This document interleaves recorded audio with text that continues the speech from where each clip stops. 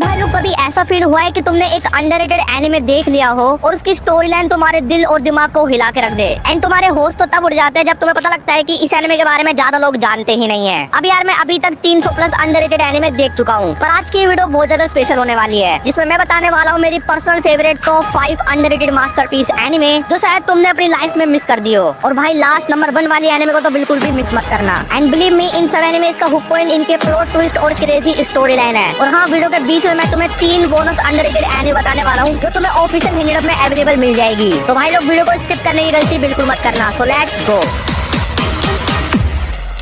Number 1, the promise Neverland.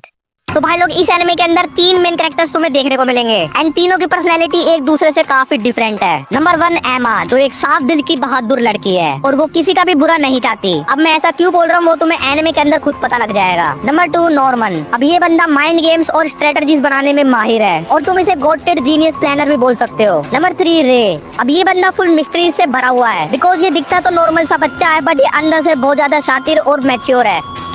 अब ये तीनों बच्चे एक ग्रेसफील्ड नाम की जगह पे रहते हैं, एक प्यारा सा ऑर्फनेज जहाँ पे सारे बच्चे अपनी खुशी के साथ लाइफ जीते हैं और यार डेली पढ़ाई करते हैं एंड खूब मजे से खेलते हैं। और इन बच्चों का ख्याल रखती है एक केयर टेकर, जिनको ये बच्चे मम्मा एजाबेला नाम से बुलाते हैं। अब ये जगह इतनी प्यारी है कि तुम सब कुछ छोड़ के यहाँ पे रहने आ जाओगे। पर यार दिक्कत ये है कि उन बच्चों की मम्मा एजाबेला ने उन्हें बचपन से सिखाया है कि इस जगह के बाहर कभी नहीं जाना है, इसलिए सब बच्चे खुश रहने के बावजूद भी खालीपन फील करते हैं। क्योंकि यार कौन 4 दीवारी के अंदर रहना चाहेगा, क्योंकि उन्हें भी बाहर की दुनिया देखनी थी। पर बाहर की दुनिया में सिर्फ वही जा पाता है जिनको न्यू पेरेंट्स एडॉप्ट करते हैं, और हर 2-3 महीने के अंदर कोई ना कोई बच्चा एडॉप्ट होकर चला जाता है। अब ऐसे ही कोने नाम की एक प्यारी सी बच्ची को एडॉप्ट करने के लिए ले जाया जाता है, पर यार वो जाते वक्त बहुत ज्यादा रोती है क्योंकि उन बच्चों से वो कभी नहीं मिल पाएगी। लेकिन जाते वक्त वो अपनी एक बनी डॉल को टेबल पर ही भूल जाती है और फिर एमा और नॉर्मन उसे डॉल देने के लिए निकल जाते हैं। अब वो दोनों एक गेट के पास पहुँचते हैं जहाँ पे उन्हें एक पुरानी सी गली मिलती है और वहाँ पे एक ट्रक भी होता है, जिसके अंदर वो जैसे ही झाँक के देखते हैं तो उनकी पूरी बॉडी कांप जाती है और वो दर्दनाक नजारा उनकी पूरी जिंदगी बदल देता है। अब उन्होंने ऐसा क्या देख लिया, ये तो तुम्हें इस अंडररेटेड मास्टरपीस को देखकर ही पता लग पाएगा।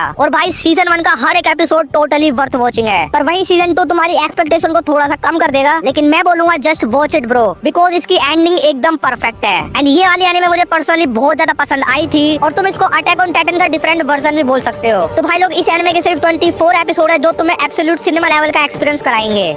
Number 2, monster. अब इस एनिमे की स्टोरी लाइन बताने से पहले मैं तुम्हें एक बात बोलना चाहूंगा कि ये एनिमे हर किसी को समझ नहीं आएगी और शायद कुछ लोग तो इसे आधे में ही क्विट कर देंगे, बिकॉज यार जिस लेवल का दिमाग इसको देखते वक्त लगाना पड़ता है ना, वो शायद तुम्हारे पास नहीं है और सब कुछ तुम्हारे ऊपर से निकल जाएगा। अब अगर मेरी ये बात से तुम्हारा ईगो हर्ट हुआ है तो इस एनिमे को एक बार ट्राई कर लेना। अब बेसिकली इस एनिमे की स्टोरी 1980 के जर्मनी में सेट है, जहाँ पे बहुत सारी पॉलिटिकल टेंशन चल रही है। अब इस बैकग्राउंड में एक जापानीज न्यूरो सर्जन डॉक्टर केंजो तेनमा काम करता है एक बड़े से हॉस्पिटल में। अब एक दिन एक क्रिटिकल केस आता है जिसमें एक छोटा बच्चा जोहान लिबर्ट अपनी छोटी बहन नीना के साथ हॉस्पिटल आता है। बच्चे के सिर में बुलेट से लगी होती है, लेकिन उस वक्त हॉस्पिटल के डायरेक्टर कहते हैं कि तेनमा को सबसे पहले मेयर का ऑपरेशन करना चाहिए। लेकिन तेनमा अपनी कॉन्साइंस को फॉलो करता है और जोहान का ऑपरेशन कर देता है एंड उसकी जान बचा लेता है। अब यही डिसीजन अपने तेनमा की जिंदगी पूरी तरीके से बदल देता है, क्योंकि बाद में मेयर मर जाता है और हॉस्पिटल का सारा ब्लेम उसी पर आता है, जिस वजह से डॉक्टर तेनमा के करियर का डाउनफॉल स्टार्ट हो जाता है। अब बहुत साल बीत जाते हैं और फिर हमें तेनमा का एक सीन दिखाया जाता है जहाँ वो एक पेशेंट को ट्रीट करते वक्त जोहान से दोबारा से मिलता है, और यहाँ रिवील होता है कि जोहान अब एक सीरियल किलर बन चुका है, एक ऐसा मास्टरमाइंड जो इंसान के ब्रेन को मैनिपुलेट करके उन पे अपना कंट्रोल बना लेता है। तेनमा शॉक हो जाता है और उसे लगता है कि उसने एक मॉन्स्टर को जिंदा करके दुनिया में छोड़ दिया, और तब से तेनमा डिसाइड करता है कि उसे जोहान को खुद ढूंढना होगा और उसके क्राइम को रोकना होगा। एंड फिर तेनमा यूरोप के अलग अलग सिटीज में ट्रैवल करता है और हर जगह उसे जोहान के फुटप्रिंट्स मिलते हैं, लाइक कुछ शैटर्ड फैमिली, साइकोलॉजिकल विक्टिम और कुछ ऐसे लोग जिनको जोहान ने बर्बाद कर दिया था। और जितना तुम सीरीज के अंदर आगे बढ़ते जाओगे उतना जोहान के पास का पजल सोल्व होता जाएगा, और अगर तुम ऐसा सोचोगे तो भाई तुम भी जोहान के कंट्रोल में आ जाओगे। अब लास्ट में मैं तुम्हें सिर्फ इतना बोलूंगा कि जोहान लिबर्ट एक चलती फिरती डेथ नोट है, मतलब यार वो सारे मैनिपुलेटर्स का बाप है। आई नो यार एनिमे थोड़ी सी लंबी और थोड़ी सी बोरिंग भी है, बट एंड तक वही टिका रहेगा जिसका माइंड बहुत ज्यादा शार्प होगा। तो एक बार इस एनिमे को जरूर देखना। Number 3, Dororo. तो एक बार इमेजिन करो कि तुमसे तुम्हारी आंखें, हाथ, पैर, आवाज सब कुछ अगर तुमसे छीन लिया जाए तो फिर भी क्या तुम जिंदा कहलाओगे। डोरोरो एक ऐसी कहानी है जो सिर्फ एक रिवेंज स्टोरी नहीं बल्कि एक इंसान की पहचान ढूंढने की जर्नी है। अब बेसिकली एनिमे के अंदर एक विलेज है जहाँ पे बहुत सालों से प्रॉब्लम चल रही है और वहाँ के लोगों को ठीक से खाना भी नहीं मिल पाता। तो वहाँ का एक चीफ टेम्पल में जाके 12 डीमंस के साथ एक डील एक्सेप्ट करता है, जिसमें वो अपने अभी जन्मे बच्चे की बॉडी को सेक्रीफाइस कर देता है। मतलब यार वो अपनी सेल्फिशनेस के लिए अपने ही बच्चे को कुर्बान कर देता है, पर अपना हया की मारू कैसे न कैसे करके बच ही जाता है। और यहाँ से स्टोरी के अंदर बहुत सारे इमोशनल सीन आते हैं जो तुम्हें रोने पे मजबूर कर देंगे और इंसान होने का असली मतलब क्या होता है ये एनिमे तुम्हें समझाएगा। एंड इसकी एनिमेशन है तो काफी सिंपल, बट इसकी story line pure masterpiece level की है। तो भाई इस एनिमे के सिर्फ टोटल 24 एपिसोड है, सो प्लीज लाइफ में एक बार इस एनिमे को जरूर देखना।